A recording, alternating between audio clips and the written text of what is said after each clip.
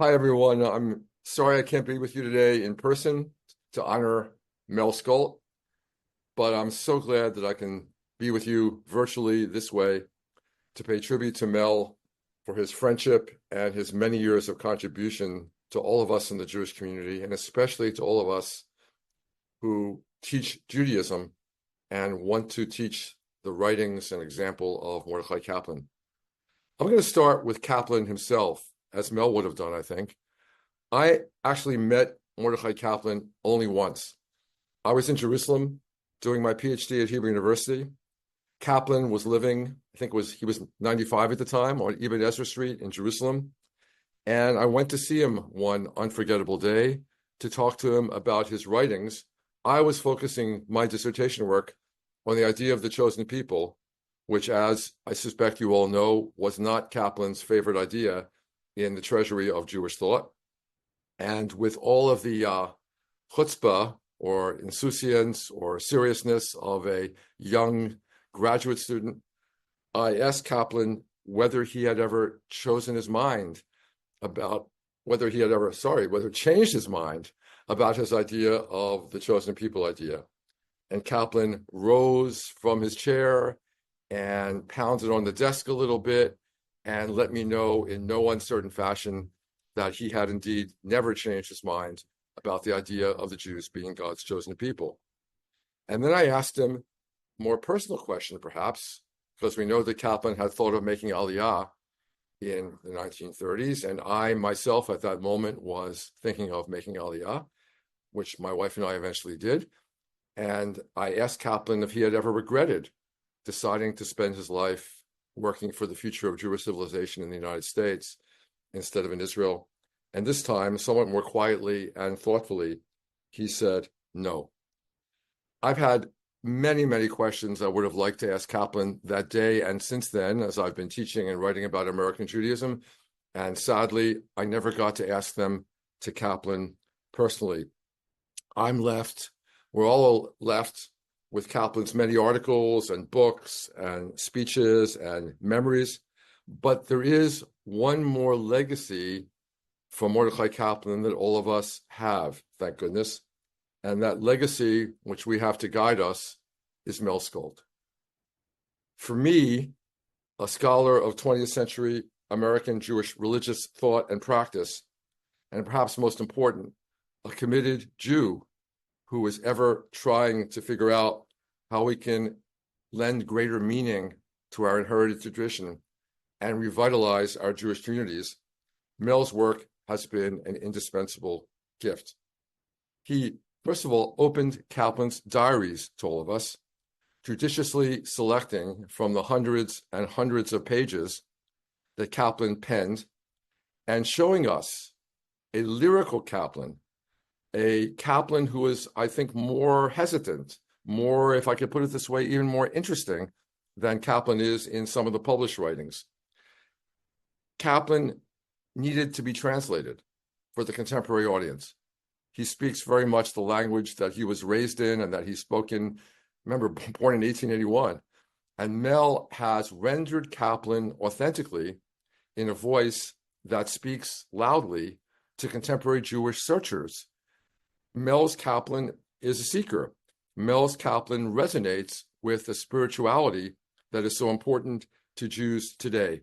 And he does so in a way that is true to who Kaplan was, without distorting Kaplan, without leaving Kaplan behind. We could have just said Dayenu at this point for that contribution, but Mel has done more. If you've ever tried to teach Kaplan, one of the issues you have is that the writings are so voluminous. And Mel has done a great job of summing up Kaplan's message, most recently in a little pamphlet called 8 Core Principles of Kaplan's Philosophy, thereby making the master accessible and applicable to a wide variety of audiences today. Perhaps most important of all, Mel has demonstrated by example, this is precious to me, he's demonstrated by his example what it means to be a faithful student and protege and friend without sacrifice of independent judgment or intellectual integrity. Think about it. We have very few examples of this in the contemporary world, and I'm really grateful that Mel has given us all that example, for me, it's cause for thanksgiving and for praise. If you want to teach Kaplan, either to Reconstructionists in particular or to any other audience, I recommend the anthology that Mel put together with Emmanuel Goldsmith entitled Dynamic Judaism, The Essential Writings of Mordecai Kaplan.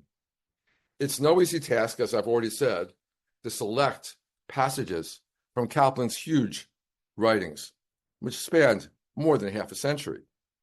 Kaplan's writings span the shelves of many libraries and fill up many file cabinets.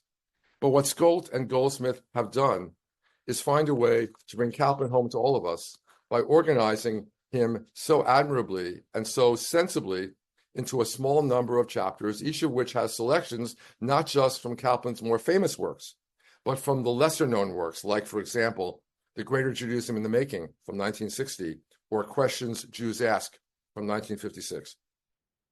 For example, the chapter on Kaplan's lifelong writings on what he called the God concept include expository prose, but also poetry from Questions Jews Ask that expand and challenge what Kaplan has to say in Judaism Without Supernaturalism from 1958, or the brief sections devoted to Zionism and the State of Israel, offered in the context of Kaplan's ideas of Jewish peoplehood, which of course he pioneered, speak to the present moment rather directly with remarkable prescience.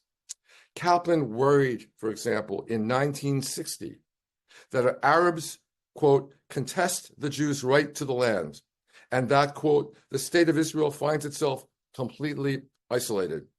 But he also worried that while Israel had, quote, succeeded in providing a precarious measure of physical security for about 2 million Jews at that point, it had increased, quote, the spiritual insecurity of all Jews by failing to augment the generative and self-renewing potency of Jewish peoplehood. That is quintessential Mordecai Kaplan, and I would personally recommend, for the present moment, take another look at Kaplan's work, A New Zionism, from 1955. Kaplan, here and elsewhere, declares the goal of Zionism to be the revitalization of Jewish peoplehood.